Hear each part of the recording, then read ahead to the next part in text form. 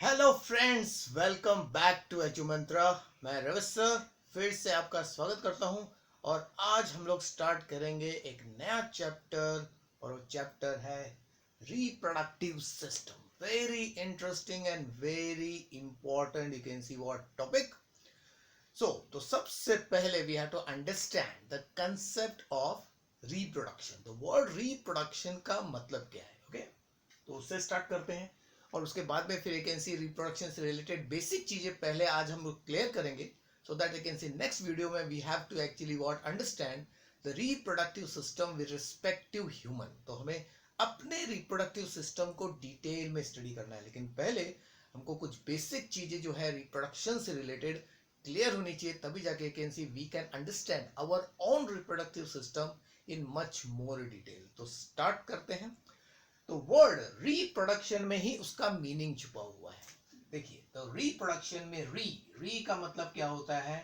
Again.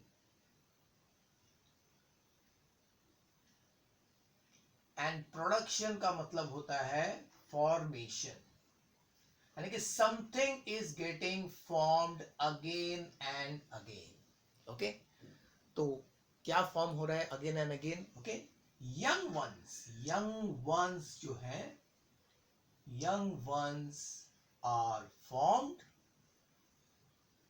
again and again। तो ये special ability जो है हर लिविंग ऑर्गेनिज्म को नेचर ने दी है।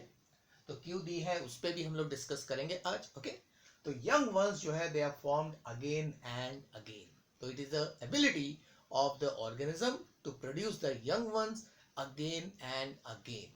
ओके, तो अभी अगर हम लोग रिप्रेजेंट करते हैं रिप्रोडक्शन को, तो दो इंपॉर्टेंट टर्म्स आ जाते हैं। ओके, तो टर्म्स देखते हैं।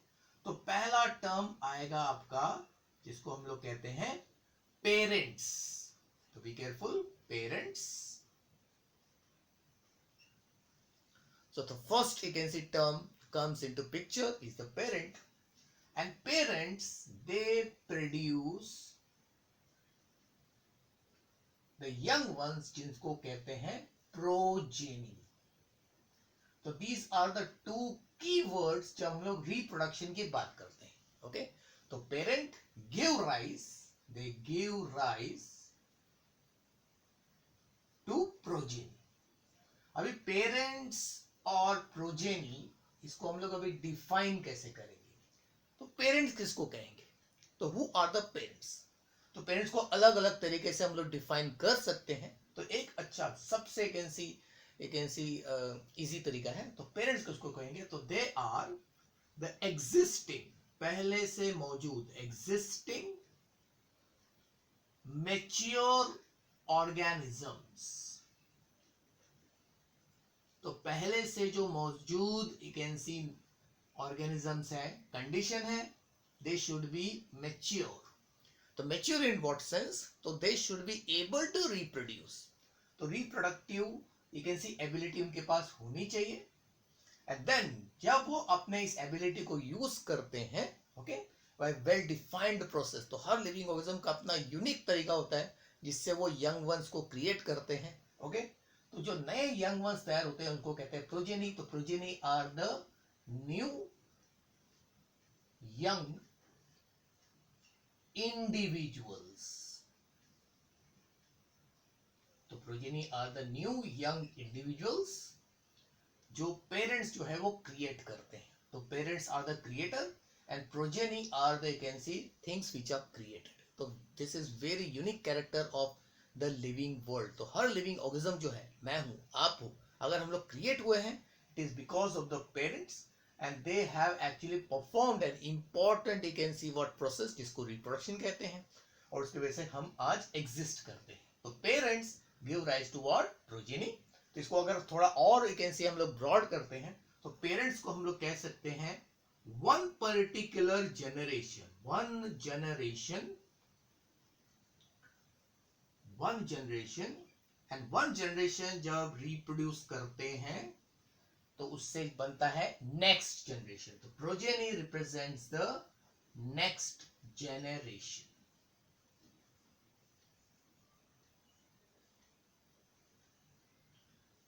So this is one of the, you can see, importance of the reproduction process, कि एक जनरेशन जो है वो नेक्स्ट जनरेशन को क्या करता है, क्रिएट करता है. तो this is also one way by which हम लोग रिप्रोडक्शन को क्या कर सकते हैं, डिफाइन कर सकते हैं. तो एक तरीका है the process by which the parent give rise to progeny और the existing mature organism give rise to new young ones, या one generation creates the next generation. Okay, so in this way we can explain the term what, reproduction, biologically. अब reproduction को और क्या कहते हैं, it is also called, तो दो और word use किए जाते हैं for the term reproduction. Okay, so क्या कह सकते हैं, तो उसको हम लोग procreation भी कहते हैं, क्रिएशन, या एक और टर्म है जिसको जो कॉमनली यूज किया जाता है वो है ब्रीडिंग. तो रिप्रोडक्शन को प्रोक्रिएशन भी कहते हैं या उसको सिंपली ब्रीडिंग भी कहते हैं, ब्रीडिंग या प्रोक्रिएशन. तो यहां ओके स्टूडेंट्स, अब देखते हैं कि what are the progeny types. तो parent give rise to, you can see, young ones, जिसको प्रोजेनी कहते हैं. तो प्रोजेनी में भी टाइप्स है या नहीं, टाइप्स है. तो कौन से टाइप्स है, तो वन टाइप ऑफ प्रोजेनी जो क्रिएट होते हैं दे आर कॉल्ड क्लोन्स. तो उसको हम लोग क्लोन्स से आइडेंटिफाई करते हैं. और दूसरे टाइप जो है they will be called as offsprings. अब ये प्रोजेनी क्लोन है या ऑफस्प्रिंग है, ये किस पे डिपेंड करता है, it depends upon the method of reproduction. Okay, क्योंकि fundamentally we know there are two types of, you can see, reproduction mode. तो पेरेंट्स ने किस मेथड से, कैन सी, रिप्रोडक्शन किया, प्रोजेनी को किस मेथड से क्रिएट किया, उसके हिसाब से या तो प्रोजेनी क्लोन्स होंगे या तो ऑफस्प्रिंग होंगे. तो वेरी सिंपल, अगर पेरेंट्स ने, अगर सपोज मैं अपना एग्जाम, अगर मैंने, यू कैन सी, अपने प्रोजेनी को खुद की एबिलिटी से without, you can C, participation of sexual activity create कर लिया, तो एक्चुअली मैंने अपना क्लोन तैयार किया है. ओके, तो clones are the product of asexual method of reproduction. तो असेक्सुअल रिप्रोडक्शन अगर किया जाएगा तो उससे जितने भी इंडिविजुअल्स तैयार होंगे they be exactly like the parent, तो उनको क्लोन्स कहते हैं. तो क्लोन्स का मतलब ही होता है कॉपी कैट. ओके, और अगर ऑफस्प्रिंग की बात करेंगे तो उसके हिसाब से ऑफस्प्रिंग क्या कहलाएंगे, so they are the product of sexual mode of reproduction या सेक्सुअल रिप्रोडक्शन. तो वेरी सिंपल, तो clones are the product of asexual reproduction and offsprings are the product of sexual reproduction. Where clones, they look exactly like their parents, because सारे jeans, अगर मैंने suppose asexual method से reproduce किया तो मेरे जो young ones होंगे उनमें मेरे वीकनेसेस और स्ट्रेंथ दोनों exactly same, you can see, amount में, प्रोपोर्शन में ट्रांसफर हो जाएगा. तो my, you can see, clones या young ones will be genetically identical. They will be genetically identical, क्योंकि सारे जीन्स एग्जैक्टली सेम अमाउंट में, सेम टाइप में, यू कैन से, ट्रांसफर हो गए. और यहाँ पे ऑफस्प्रिंग में क्या होगा, सिंस टू डिफरेंट इंडिविजुअल, क्योंकि सेक्सुअल मेथड में जनरली दो पेरेंट्स पार्टिसिपेट करते हैं, जिसमें एक को मेल कहते हैं, दूसरे को फीमेल कहते हैं. तो दोनों के पार्टिसिपेशन से generally the individuals will be genetically what, different, genetically different हो जाएंगे. And that difference is very essential for an important process जिसको हम लोग कहते हैं variation and evolution. तो वही हमारा फिर next point होगा. Clones, they show no or very little variation. यानी कि जितने भी क्लोन्स एक पेरेंट के क्रिएट होंगे तो उनमें या तो बिल्कुल कोई डिफरेंस नहीं होगा, डिफरेंस अगर होगा तो बहुत ही कम रहेगा. कहना ऑस्प्रिंग्स तैयार होते हैं, सो दे विल शो मोर और लेस वेरिएशन। वेरिएशन आएगा, भले कम आएगा या ज्यादा आएगा, लेकिन variations will be seen in the you can C progeny, यानी कि ऑस्प्रिंग जो हो गया उनमें पेरेंट्स से अगर कंपेयर करेंगे तो वेरिएशन आएगा, यानी कि पेरेंट्स और यू कैन सी ऑस्प्रिंग्स में you will find some differences. फिर इंडिविजुअल मेंबर्स को क्या कहते हैं? ओके, इधर तो इंडिविजुअल मेंबर्स जो है उसको कहते हैं रैमेट्स, दे आर कॉल्ड रैमेट्स। इसको मैं एक्सप्लेन करता हूं अभी। और इन case of offspring, individual members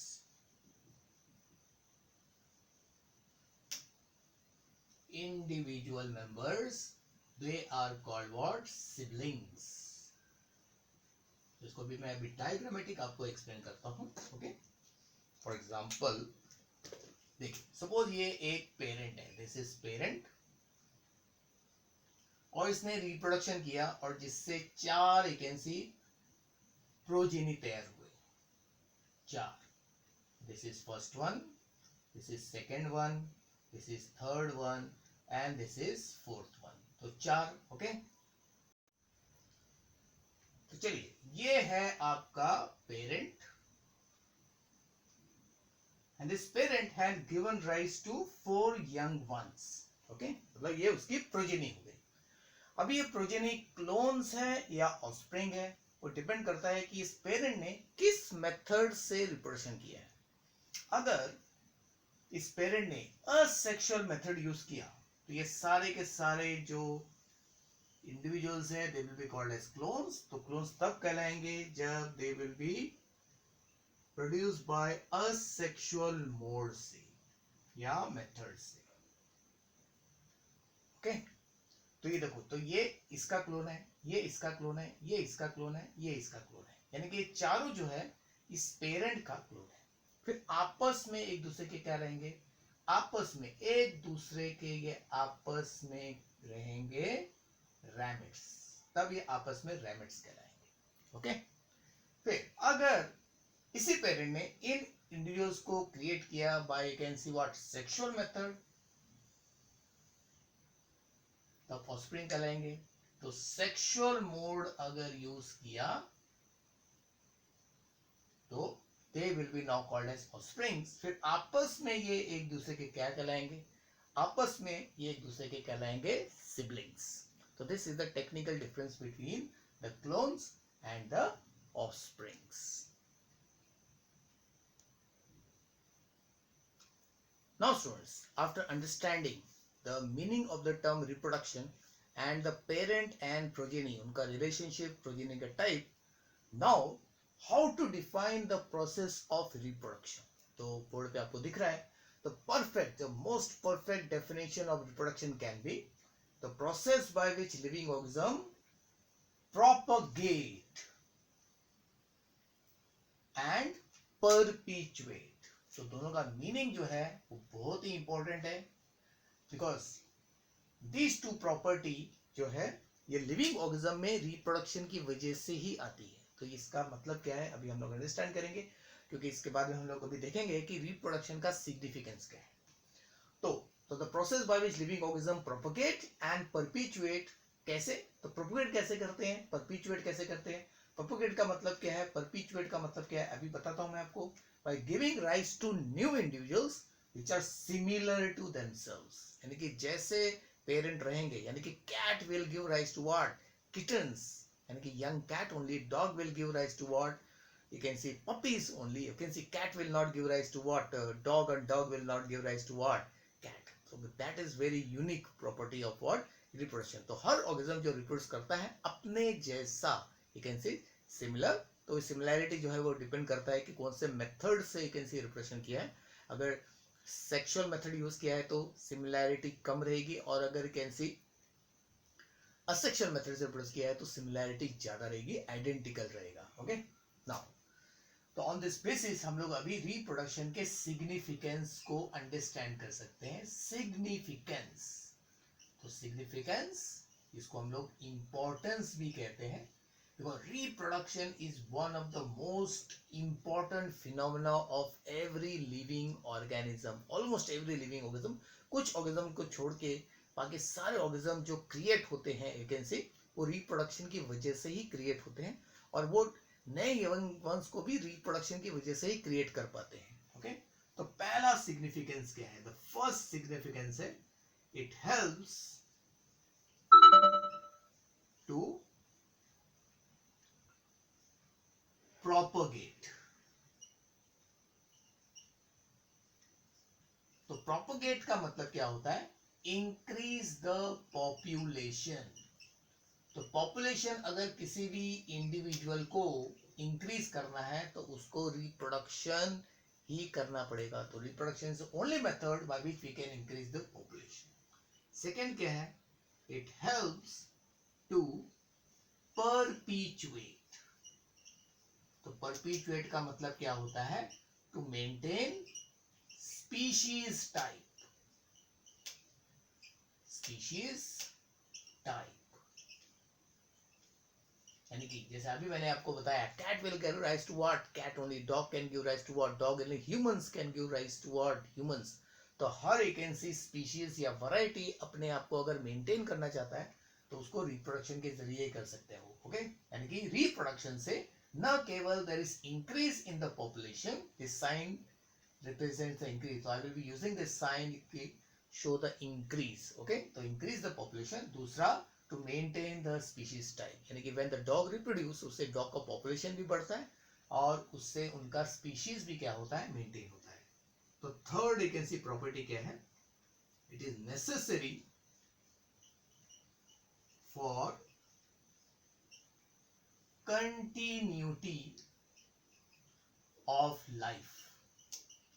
तो अर्थ में अगर आपको मालूम है, अर्थ में लाइफ जो है सबसे पहले 3.6 बिलियन साल पहले क्रिएट हुआ है। तो तब से लेके आज तक there is no break in any form of life. उल्टा you can see living organisms में जो वैरायटी इंक्रीज हुआ है, बढ़ते गया है। ओके, तो उसका कारण है खाली रिप्रोडक्शन। तो यू कैन सी ओरिजिन से, जब से लाइफ स्टार्ट हुआ है तब से आज तक अगर लाइफ अर्थ में है तो वो रिप्रोडक्शन एबिलिटी की वजह से है। ओके, साथ में it helps in variation। तो इससे वेरिएशन आता है, it helps in variation, जिससे नए वैरायटीज का विकास होता है। That is called what? Evolution. तो रिप्रोडक्शन अगर नहीं होगा तो वेरिएशन नहीं होगा, क्योंकि एवरी जनरेशन जो है वो अपने प्रीवियस जनरेशन से थोड़ा सा अलग रहता है। तो इस तरह लगातार एक ऐसी रिप्रोडक्शन होते होते होते okay, after a sufficient period of time एक नए स्पीशीज का इवोल्यूशन होता है, मतलब उत्क्रांति होती है। Okay, then it is essential. ये क्यों जरूरी है? It is essential because every life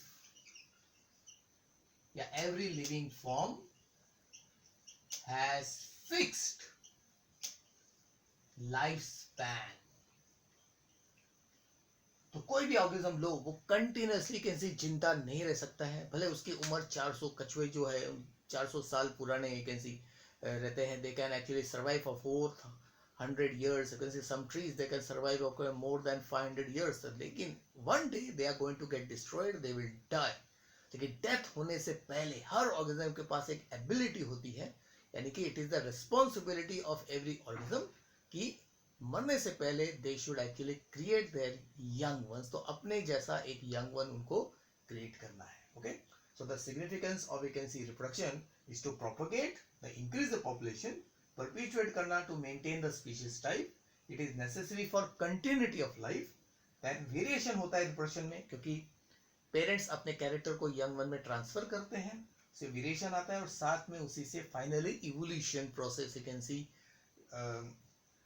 start होता है। Okay, and then because of you can see reproduction, हर living form before death can continue its species. तो अपने यू कैन सी स्पीशीज को वो मेंटेन करते हैं।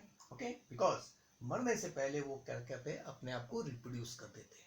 तो इट इज एसेंशियल, क्योंकि हर ऑर्गेनिज्म अगर कैसे अपने आप को रिप्रोड्यूस नहीं करेगा तो उसका स्पीशीज का इमीडिएटली क्या होगा, एंड हो जाएगा। Okay, so that's why you can see reproduction is one of the most unique and most you can C defining property of the living organism. चलिए दोस्तों, अब बारी है ये अंडरस्टैंड करने की कि कितने टाइप की रिप्रोडक्शन के तरीके हैं, मतलब what are the different modes of reproduction.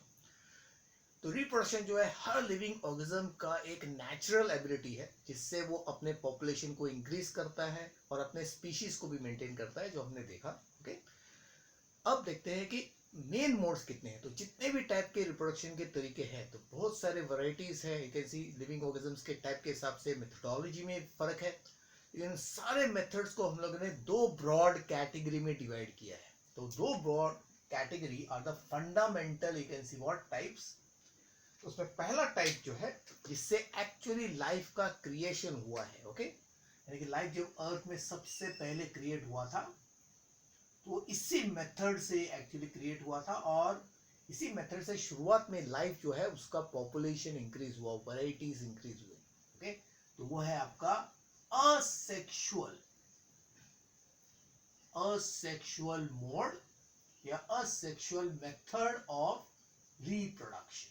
तो आप मोड बोलिए, मेथड बोलिए, मतलब एक ही है।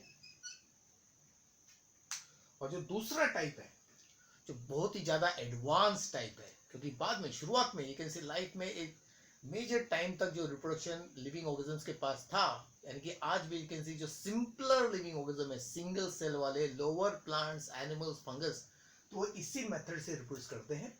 लेकिन फिर बाद में एक second method of reproduction develop हुआ, तो उसको हम लोग कहते हैं सेक्सुअल मोड ऑफ रिप्रोडक्शन या सेक्सुअल मेथड।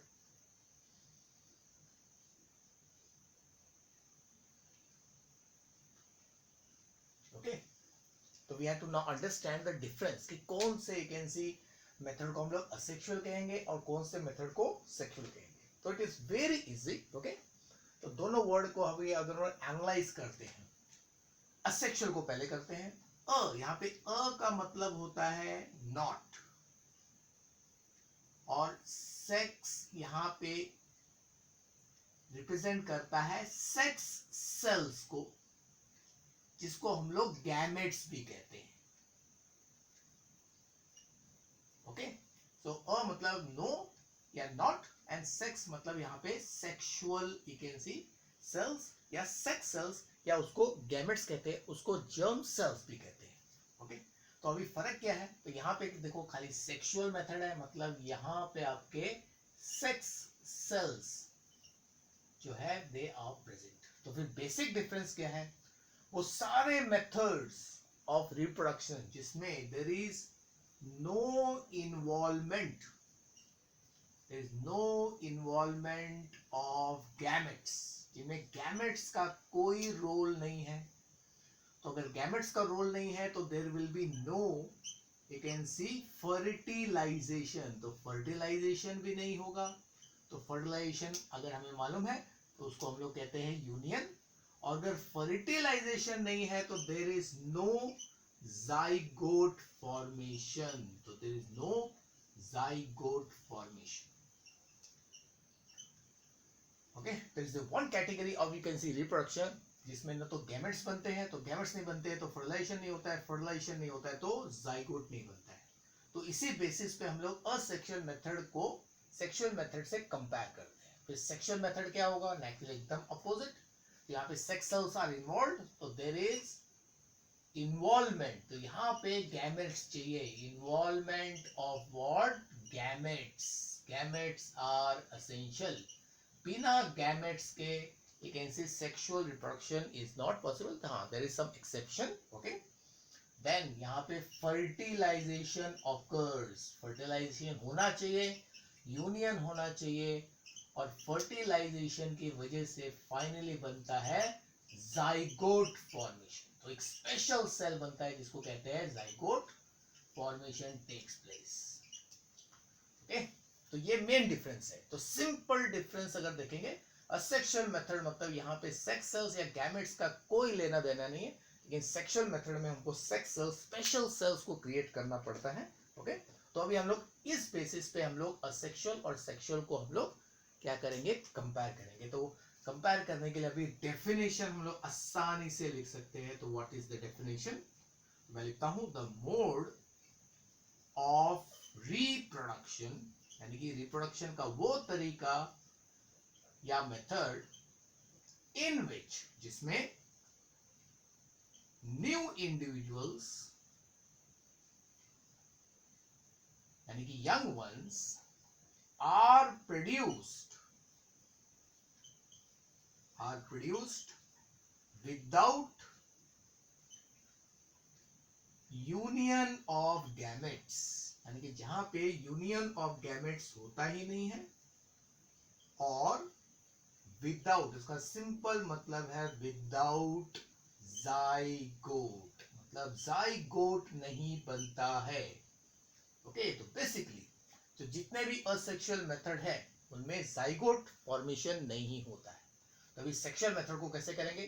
तो you can C, I will you can C put it similar for the, you can see word, common word. It is a mode of reproduction in which new individuals are developed, यहां से change होगा, developed from zygote, और zygote is formed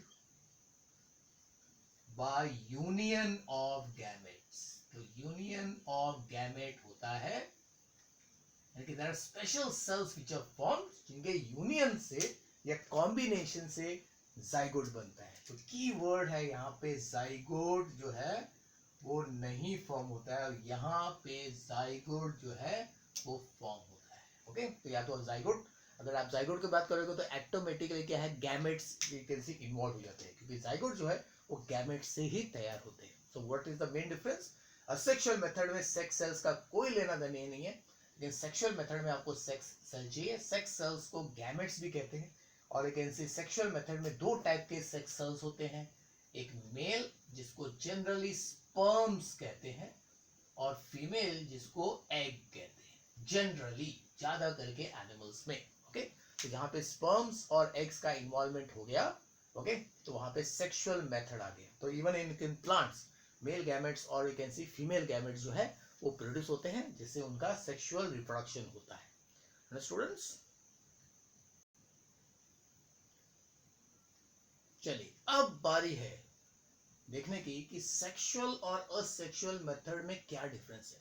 तो already can see I have made, you can C 2 columns, और बीच में हमने point लिख दिए। तो मैंने ये आपको रिप्रेजेंट करने के लिए किया है कि जब आप को ऐसा क्वेश्चन आएगा डिस्टिंग्विश बिटवीन, तो पॉइंट अगर आपको हेडिंग मालूम है तो ऐसा सेंटर में यू कैन सी लिख दीजिए, सो that you can C both the sides become symmetrical. तो जनरली हम लोग फर्स्ट कॉलम में पॉइंट्स लिखते हैं, फिर सेकंड कॉलम, थर्ड कॉलम में हम लोग यू कैन सी कंपेयर करते हैं। तो उसका एक अच्छा, एक बेटर तरीका है कि सेंटर में आप पॉइंट लिखिए, ओके, बॉक्स डाल के, या अगर पॉइंट्स आपको मालूम नहीं है तो फिर नंबर 1 2 3 ऐसा बीच में डालिए। ओके, तो फटाफट कंपेयर कर लेते हैं। Asexual method में gametes are not involved,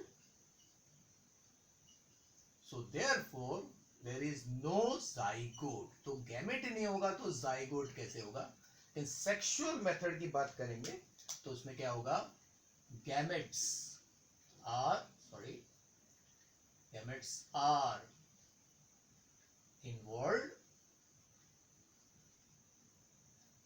to form zygote। तो जाइगोट फॉर्मेशन जो है वो सेक्सुअल रिप्रोडक्शन का सबसे important you can C event है, जाइगोट बनना चाहिए। पेरेंट्स कितने लगते हैं असेक्सुअल रिप्रोडक्शन में? जनरली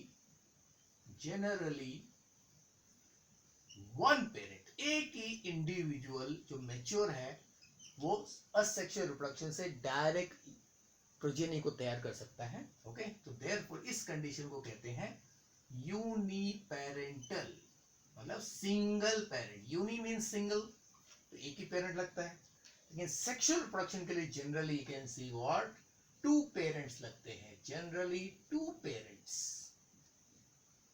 उसमें एक पेरेंट्स को हम लोग कहते हैं मेल, इसका ये साइन है, एंड दूसरे पेरेंट को फीमेल, इसका साइन आपको मालूम है, सर्कल के ऊपर एक कैन सी राइट एरो, ये हो गया आपका मेल, और सर्कल के नीचे एक कैन सी प्लस साइन हो गया फीमेल। तो इसका मतलब है देयरफॉर सेक्सुअल मेथड में require two parents, that's why biparental, okay, two parents are required.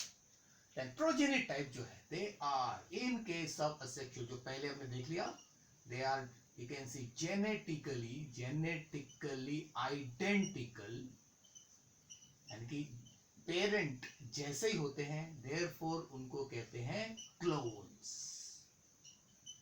Okay. और आपका you can see जो सेक्सुअल मेथड में है, आप एरो ऐसा डाल दीजिए, तो प्रोजेनी टाइप जो है वो क्या कहलाता है, दे आर जेनेटिकली, तो genetically they are different, and that's why they are called offspring, इनको ऑफस्प्रिंग कहा जाता है, ऑफस्प्रिंग्स, जो हमने पहले डिस्कस कर लिया। फिर variation, you can see asexual में नो और वेरी लिटल, बहुत ही कम होता है, therefore there is no evolution, तो एवोल्यूशन का चांस जो है वो असेक्सुअल मेथड में बहुत कम होता है, लेकिन अगर सेक्सुअल मेथड में जाएंगे तो variation is more, variation occurs and is more, और अगर वेरिएशन होगा therefore evolution is possible, evolution is possible. तो इवोल्यूशन के लिए you can see sexual method is a better you can see tool, okay, quality, दोनों method में क्या होता है, असेक्सुअल मेथड में क्वालिटी जो है is maintained, क्वालिटी मेंटेन होता है, मतलब जो प्रोजेनी है उसका क्वालिटी जो होता है पेरेंट जैसा होता है, तो क्वालिटी मेंटेन होता है, लेकिन पेरेंट का क्वालिटी कैन सी ऑफस्प्रिंग्स में मेंटेन होता है, बट लेकिन एक थोड़ा सा ड्रॉबैक है, वायबिलिटी, सर्वाइवल रेट जो है, वायबिलिटी इज लेस।